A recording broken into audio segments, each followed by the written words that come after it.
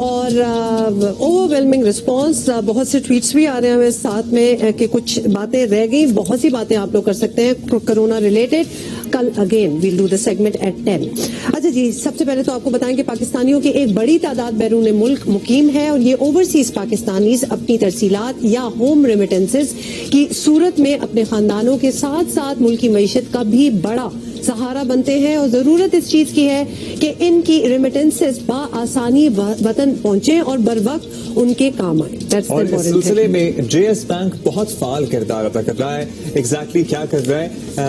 Evelyn Julia Gill, head of deposits and wealth management JS bank, हमारे साथ मौजूद हैं, उनसे जानेंगे। बहुत शुक्रिया एवेलिन, बहुत मुस्तफीद होंगे लोग जानना चाहते हैं इस बारे में। तो पहले आप ये बताइए कि पाकिस्तानी मईशत के लिए बैरून मुल्क पाकिस्तानियों की जानिब से जो रेमिटेंसेस आती थी उनसे पाकिस्तानी मईशत की कितनी हेल्प, कितनी मदद होती है?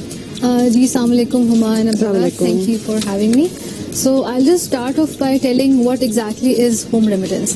बेसिकली जब भी कोई पाकिस्तानी पाकिस्तान से बाहर जाता है फॉर वर्किंग और उसके बाद वो भेजता है पैसे अपनी फैमिली के लिए, उनकी सपोर्ट के लिए, तो that basically is home remittance. अब गवर्नमेंट ऑफ पाकिस्तान जो भी लीगल वे से पैसा आया होता है उसको यूज करते हैं for paying off their imports as well. अब क्योंकि remittance is the single largest source जिससे फंड्स आते हैं कंट्री में, so it is a critical means जिसकी वजह से हम इम्पोर्ट्स पे ऑफ कर सकते हैं क्योंकि हम बेसिकली नेट इम्पोर्टिंग कंट्री ही हैं। रेमिटेंस आती है तो बेसिकली आपकी वेल्थ भी इंक्रीज हो रही होती है, वेल्थ आती है तो आपकी और इकोनॉमिक एक्टिविटीज भी कैरी आउट हो पा रही होती हैं। We have a lot of areas in Pakistan जहां पे रेमिटेंस प्लेज अ की फीचर और वो उनकी इकोनॉमी का की फीचर भी पार्ट प्ले कर रहा होता है। अच्छा एवलिन, ये भी जरूर बताइएगा कि क्या there is a limit to how much can be sent back? कोई कैप होती है? ऑब्वियसली ये भी देखना होगा कि बिल्कुल जिस होम रेमिटेंसेज हैं, जिस काम के लिए पैसा भेजा जा रहा है वो आए, या फिर मुल्क के मफाद में है कि जितना ज्यादा भेजें। How does that work out? So basically जब भी आप रेमिटेंस भेजते हैं फ्रॉम अब्रॉड और यहाँ पे आती है थ्रू बैंकिंग चैनल्स, तो डेफिनेटली उसकी केवाईसी भी हो रही होती है। आपसे पूछा जा रहा होता है कि किस रिलेशन से आ रही है और किस मकसद के लिए आई थी। मोस्टली जब आपके रिलेशंस होते हैं आप बताते हैं कि आपके भाई से आ रही है, आपके फादर सेंड कर रहे हैं, तो there is always a legitimate reason why it's being sent. PRI एक ऐसा इनिशिएटिव है, basically PRI stands for Pakistan remittance initiative, जो एक जॉइंट एफर्ट है गवर्नमेंट ऑफ पाकिस्तान की, मिनिस्ट्री ऑफ फाइनेंस की और स्टेट बैंक ऑफ पाकिस्तान। अब इन तीनों के जॉइंट कोलैबोरेशन से हुआ ये है कि जो पहले मसले मसाइल थे रेमिटेंस सेंड करने के लिए वो अब सॉर्ट आउट हो चुके हैं। पहले एक मेजर इशू ये आता था कि जब सेंडर जाता था किसी भी जगह पैसे भेजने के लिए पाकिस्तान, उसको चार्जेस अप्लाई होते थे। सेकेंडली जब रिसीवर आता था तो रिसीवर को और पैसे चार्ज हुआ करते थे। एक्सचेंज कंपनीज अलग चार्ज करती थी। तो वाया PRI अब होता यह है कि उनको एटलीस्ट सेंडर को कोई पैसे नहीं भेजने। जब रिसीवर जाता है पैसे रिसीव करने के लिए तो बैंक भी कोई डिडक्शन नहीं पे काट रहा होता उसकी।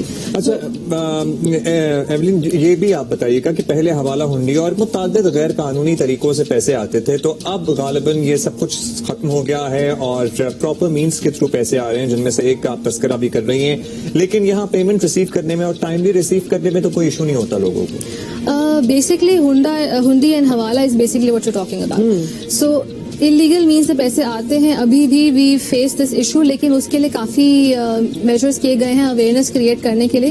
क्योंकि जब भी कोई हुंडी या हवाला से पैसे भेजता है तो वो आपकी अनडॉक्यूमेंटेड रिसीव्स हैं, तो आपकी एफएक्स में वो अकाउंट फॉर ही नहीं कर सकती और बहुत इजीली मिस यूज हो सकती है फॉर इलीगल एक्टिविटीज। अभी जब भी पैसे आते हैं थ्रू पाकिस्तान रेमिटेंस इनिशिएटिव, तो एक तो it's legal means it's safe. आपको एग्जैक्टली पता है कि अगर आपके फंड्स आ रहे हैं तो वो अनडॉक्यूमेंटेड नहीं है, वो सेफ है और आपके प्यारों को यहाँ पे मिल जाएंगे।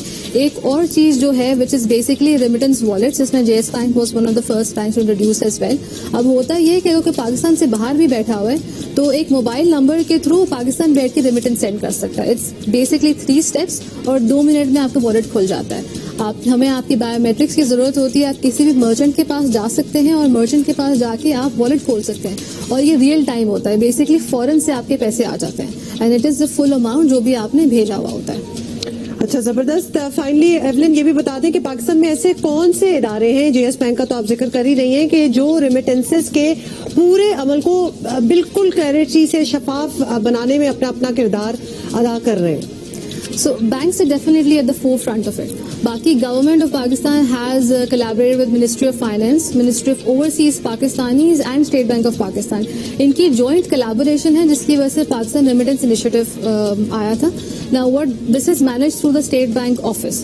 अब होता यह है कि this is a global initiative. Basically कहीं से भी आपकी remittance आ सकती है और this is well regulated, well documented और इसको global acknowledgement भी मिला है. जो कंट्री स्पेसिफिकली डिपेंडेंट होती हैं रेमिटेंसेस पे like Pakistan, Bangladesh, India, Philippines, यहाँ पे भी पीआरआई जैसे कोई इक्वल नहीं है. तो PRI is one of the best things that we have come up with. बाकी बैंक्स ने काफी कोलैबोरेशंस किए रेमिटेंसेस के लिए भी, क्योंकि पहले एक इशू ये भी था कि जब कोई नॉन रेजिडेंट पाकिस्तानी जाता था किसी दुकान पे पैसे भेजने के लिए, अब उसको ये नहीं पता होता था कि जो मैं पैसे भेज रहा हूँ उसकी अलायंस किसी बैंक के साथ है भी या नहीं. उसके लिए एक काम जरूर ये किया गया है कि we've had in quite a few collaborations remittance partners के साथ.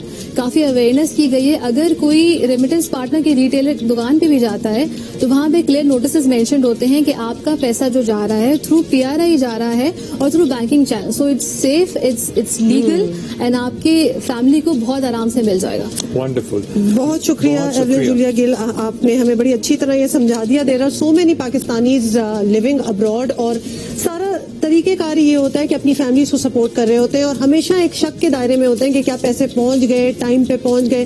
तो आपने बड़ा अच्छा एक्सप्लेन कर दिया कि और दिस फिर इज जो ऑल इलीगल मींस के थ्रू पैसे आते हैं वो आपके खानदान को तो मिल जाएंगे, लेकिन मुल्क में जाहिर डॉक्यूमेंटेड इकोनॉमी नहीं होगी और मुल्क की मईशत को नुकसान होगा. और फिर अगर पर्सनली आप मुल्क के हवाले से ना भी सोचें, पर्सनली भी अगर आपका दिल चाह रहा है सोचने को, तो उसमें बड़ा कुछ कट भी जाता था.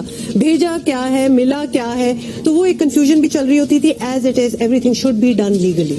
तो लिहाजा ये उसका तरीकेकार है. नहीं तो कल अगर आप इलीगल मींस से पैसे भेजेंगे तो कभी न कभी अब तो कोई गुंजाइश रही नहीं है. मतलब बिल्कुल एक एम्बेरसमेंट से बचने के लिए और वैसे भी to come into the fold progression की आपको लीगली ही चीजें करनी पड़ेंगी. अभी आगे बढ़ेंगे आपको